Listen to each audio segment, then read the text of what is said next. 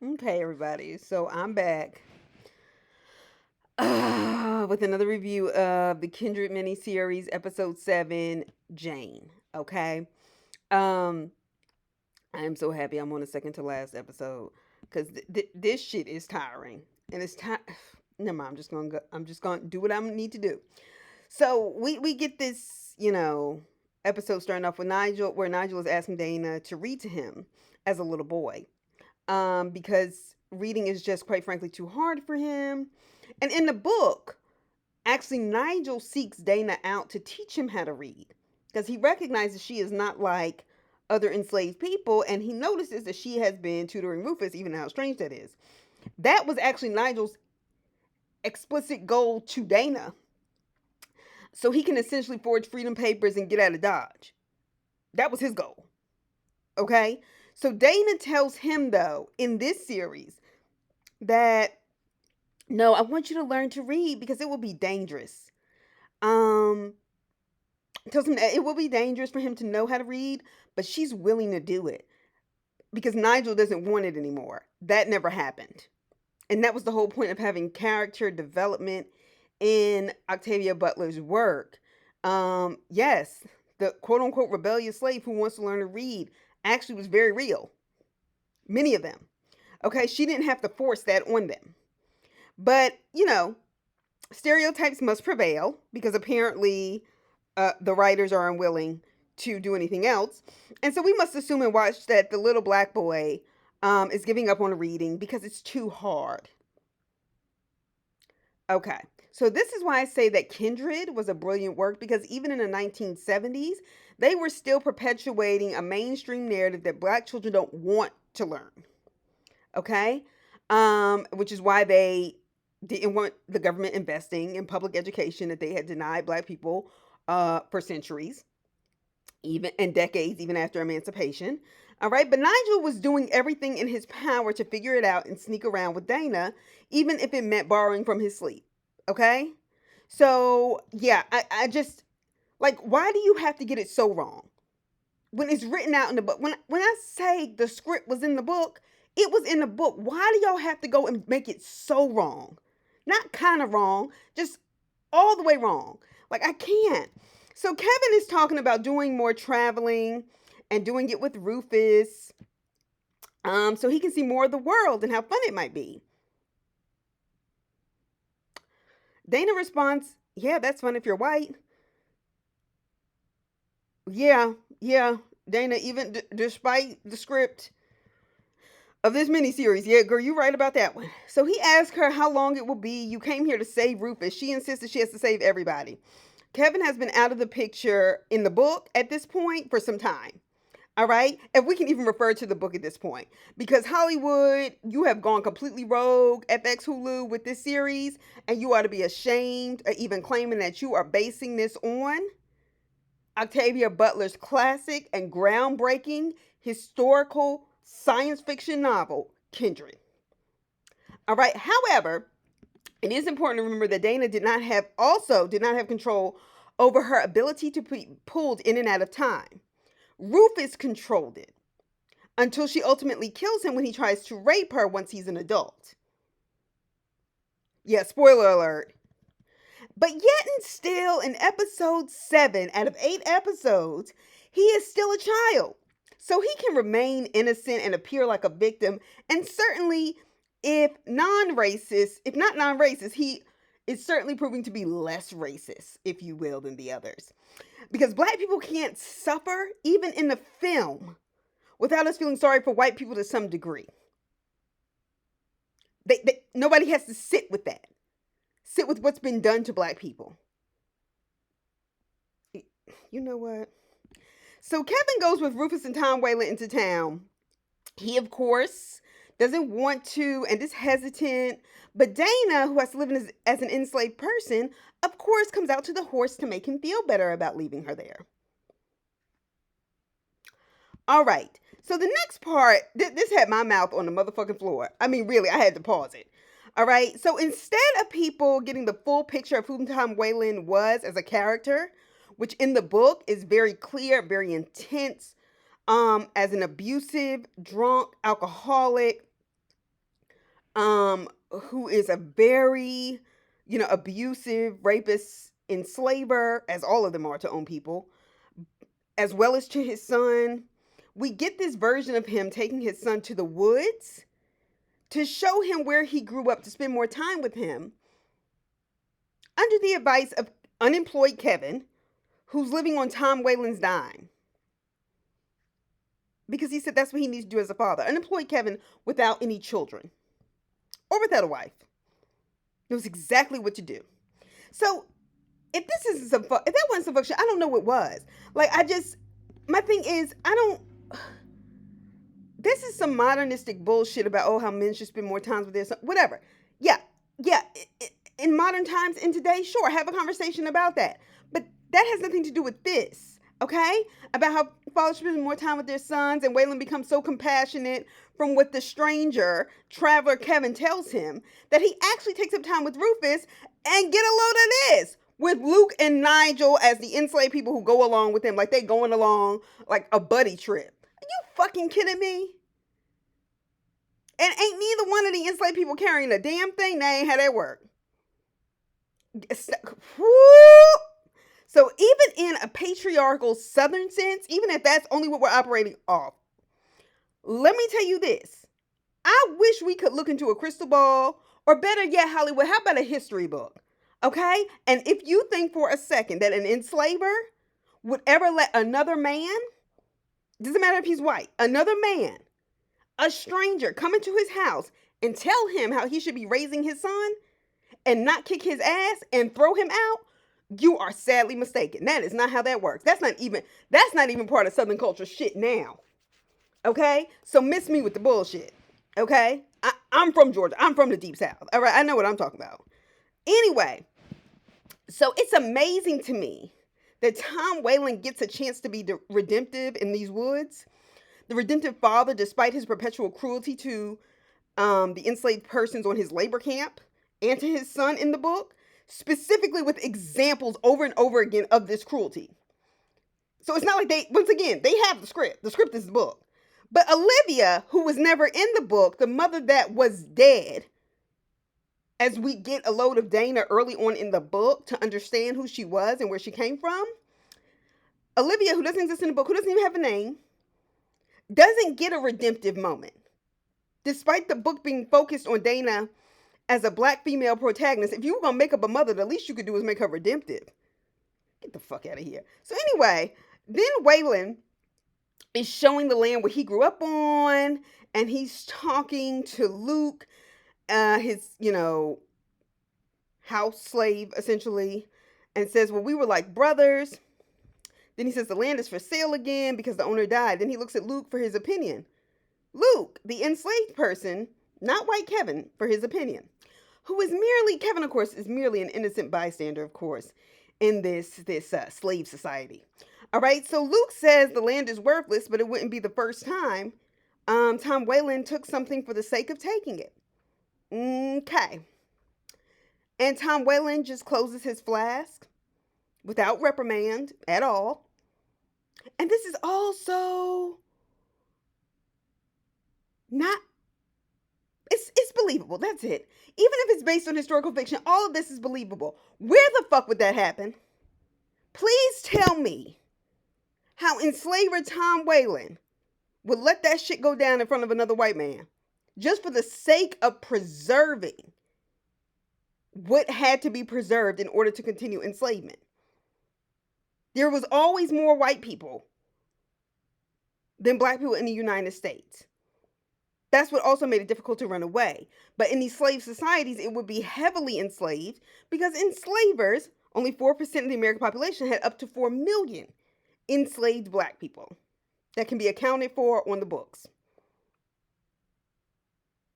So I am to believe that he asked Luke for his opinion. He caught an attitude with him, and all he did was close his flask. That wasn't even true in the book.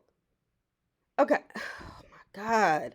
So then Maggie, which is Margaret Whalen's sister, okay? We get her in this scene with Dana. She's thanking Dana for the tea that she made. And she's trying to have small talk because she, of course, is a good white person. And in the process, Margaret Whalen spits her tea out and says it's cold. Dana apologizes that she'll get more.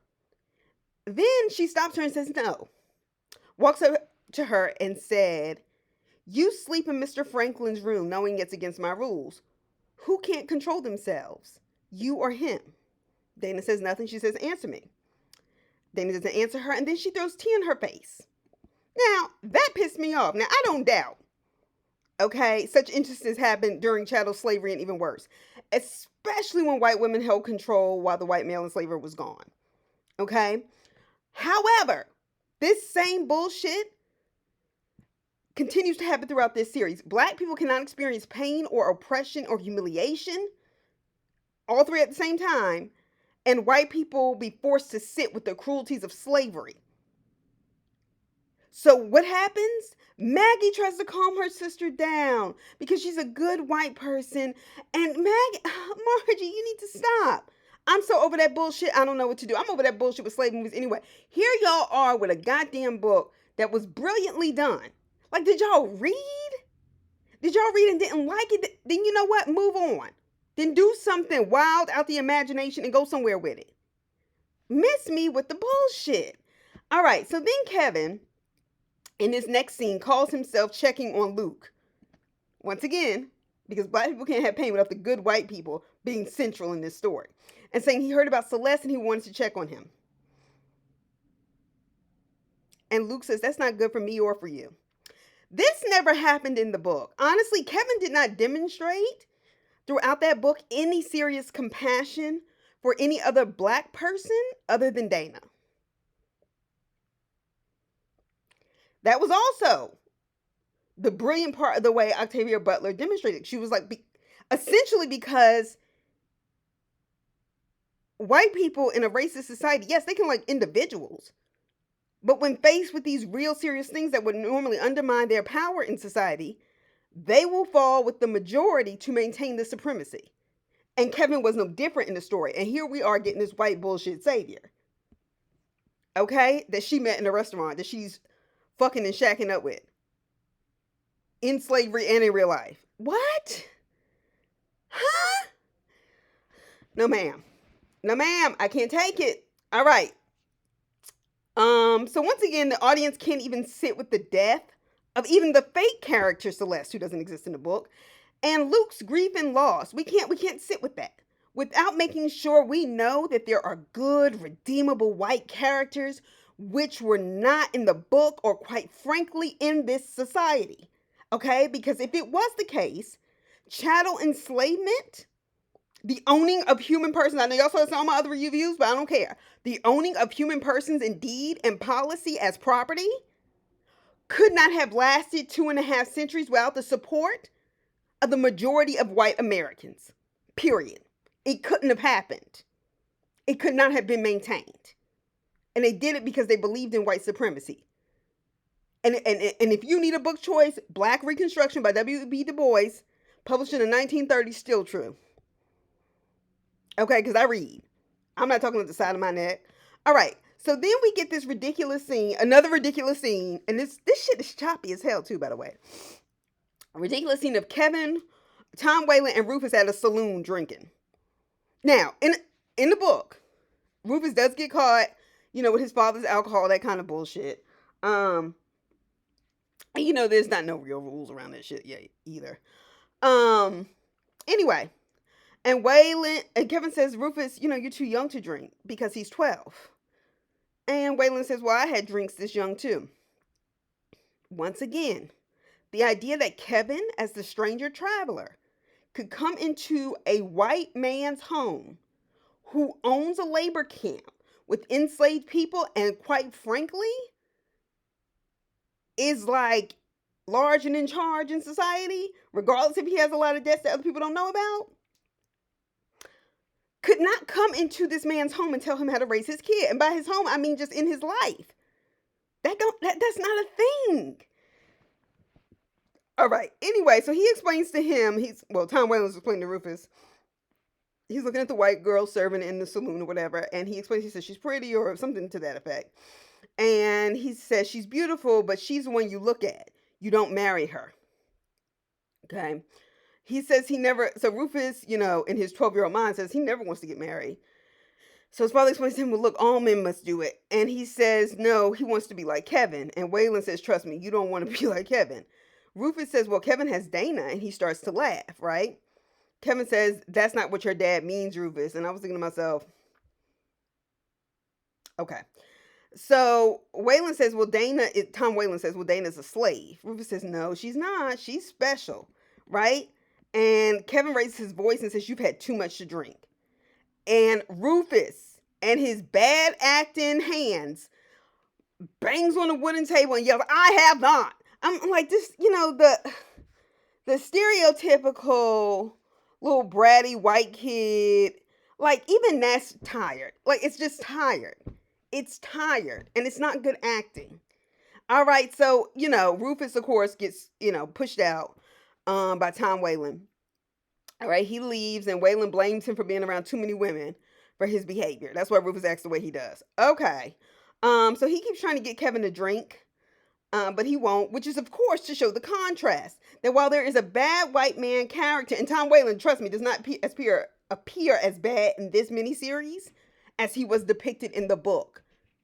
And I'm sure that's on purpose. Okay. So there has to be a contrast between the bad white character and the other white man who is full of temperance and integrity, who doesn't drink. Okay, girl, bye. Just bye. Just bye off the screen. So, of course, we get this scene where Maggie claims she had spent time in Boston as she talks to Dana with her doctor husband around liberal-minded thinkers as she tries to get information from Dana. First of all, once again, I'm over the good white person who's okay with slavery, but they're still a good white person. 2, let's not pretend like Boston, because somebody's going to watch this and believe this shit. Let's not pretend like Boston was not a hostile place toward black people then and now. Okay? So people definitely created a mob and ransacked abolitionist William Lloyd Garrison's newspaper office, The Liberator, as he was demanding for the end of chattel enslavement on the sake of morality. Yeah, that happened. He ended up in jail. William Lloyd Garrison ended up in jail. They said that was the only way to protect him from the mob. And the mob makes their way to the jail because they want to kill him. In Boston. Not in Jackson, Mississippi. Not in Little Rock, Arkansas. Not in Charleston, South Carolina. Okay, so Miss Me. So then she says, you can tell me about Tom starving his slaves. He's so terrible. I never liked him. I guess you heard that from your sister, Maggie. And we know if your sister delivered that information to you, she didn't feel badly when she told you about it. The fuck? Are we supposed to believe that? She don't like them slaves? So the good white people can't escape us in this miniseries. They just can't.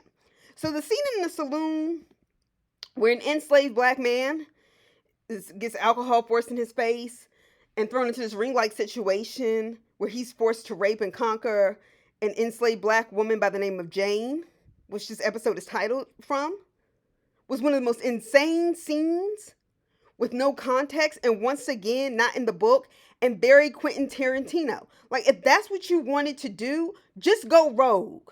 Don't claim to base this on nobody's book. You don't, because black women already don't get their due. And what Octavia Butler did with that historical novel and her intent to ensure that black people would understand the nature of how hostile and how terrible slavery was, and then do it through a science fiction genre that black people still are just now being able to permeate in terms of, not because they haven't thought of these things, but to be able to be published. Yeah, I have a problem with the fact that you think that's no big deal. And that you are debasing this work that way. So when I saw that, I was like, this is just voyeurism. And these are horror scenes of black oppression for no reason, which is re-traumatizing and only traumatizing to black people. It's without context. It's just for the sake of showing, I guess, how bad slavery was. But then you give us all this other bullshit that's not true about slavery. Like, just, it's too much and not enough at the same time. I don't know how you managed to do that, but yes, FX Hulu, you pulled it off. Anyway, so then we get this scene where Dana tries to keep Margaret from leaving with Rufus as she decides to leave her husband. And she begins to tell her, remember when I saved him from, the river? And she was like, I knew you were the devil, da da da. Anyway, so now in the book, Margie goes to live with her sister in Baltimore. And she is sick. And Rufus brings her back home later as an adult. But she is almost in a vegetable state, kind of after time passes. But Dana came back and finds this out after she comes back, because she goes back in the present and she comes back in the present and comes back. And many years have passed. So I could rock with this shit had it been in the book, but this is some bullshit. This is bullshit. So then Kevin and Waylon get into it as they go back from the saloon on their horses over Kevin loving his chattel. And he says, well, you seem to be in love with it. And he said, like, you're any different? And he said he could never love such a thing, and he doesn't. And that's why I guess he is, and he doesn't love them. That's why he's perpetually raping those women. Kevin uses Winnie, the character who never existed in the book, as an example. Waylon makes it clear to Kevin, in short, as they get into it, that Kevin owes him money and he wants to settle the books. Now, let me tell you something. Settling the books means labor, free labor, and it's going to be from Dana, because that's all he owns at this point, at least according to Waylon. And hell, Dana's going along with it at this point. Dana, and Jesus help me, God. All right, so Kevin comes to Olivia, the fictional mother that never existed in the historical science fiction novel. Okay, well, he shows up at her house, and he's asking for help. She says, look, I won't be able to help you, Kevin, or Dana. And she has no choice but to leave. This fictional part should have already happened. Like 2 episodes ago when she said she was going the first time, especially since she didn't exist in the book. I don't even know why we're holding on to this. So true to form, she is still a bad black mother with no true concern or care for her black daughter. But there are good white enslavers and good redeemable white characters throughout. So much so in this miniseries that we almost forget, especially if you don't know any better, that Dana is the full-time black female protagonist who uses her agency, her intellect, and does not to be subversive in the system as opposed to being a part of it. Right. Okay, so Winnie is still under the steps in Olivia's house, shaking and crazy. So Olivia has apparently done her damage, okay? According to this miniseries, where Olivia never existed and Winnie never existed. So she recognizes him immediately and is relieved to see Mr. Franklin. So the little black girl Alice told him not to open up the bottom of the floor, but he did it anyway and lets Winnie out, just like a white man feeling entitled to cross boundaries on black people's property. So then he asked Winnie if she's okay, because, he's a redeemable white man. He cares. Because she was being harbored by a Hollywood fictive character, Olivia. Then she asked for a glass of water. He's going to get her a glass of water from what faucet? I don't know, because it doesn't exist. And it's not his home, so don't tell me he knows where the bucket of water is. She grabs a knife and runs. And I'm assuming she's going to run back to the plantation, the labor camp, because she must want to go back there.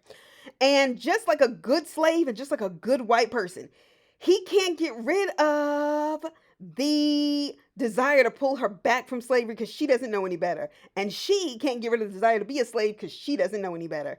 All right, and he runs after her because a white man would definitely do that during this time.